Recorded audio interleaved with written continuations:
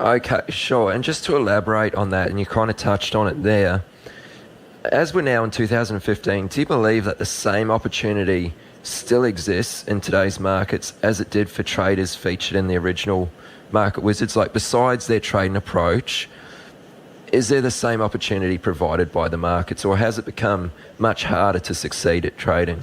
I would say from a logical standpoint, and of course to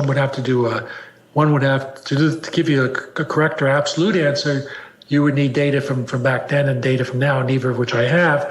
And I don't know of any studies that have ever been done on that. And I assume in all cases, the majority of people, well, by definition, the majority of people lose, but whether the majority is larger now than then, I don't know of any data that would allow that to be answered. However, from a logical standpoint, I would say I would be surprised if it was not more difficult today than it was then, for the simple reason that you have many, many more professionals in the market than you did then.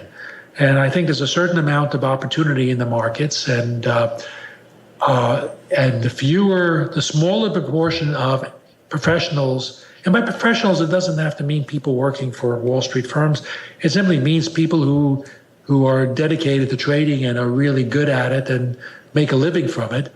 But the larger the percentage of, and of course, those are the people who have skill in the markets, obviously, by definition. But the larger the proportion of those people versus the whole population of traders, the more difficult it becomes to trade. And in fact, I'm sure I have a line somewhere in one of my books, I don't remember where, or maybe I just use it in talks, I don't know.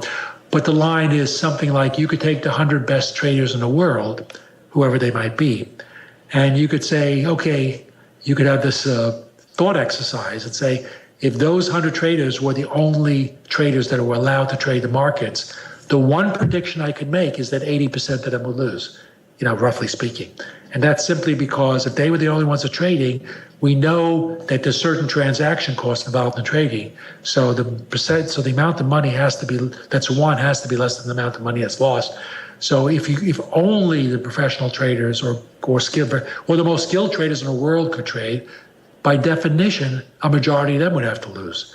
And that just makes the point very starkly. So it's obvious that if you go from a small proportion of traders as part of the trading population to a larger proportion, you get to a point where it becomes almost inevitable that even professional traders lose. So therefore, it is safe to conclude that the greater that proportion, the more difficult it is to beat the markets. And I certainly think there's a much larger percentage of professional traders today than there was, say, 30 years ago. Yeah, okay.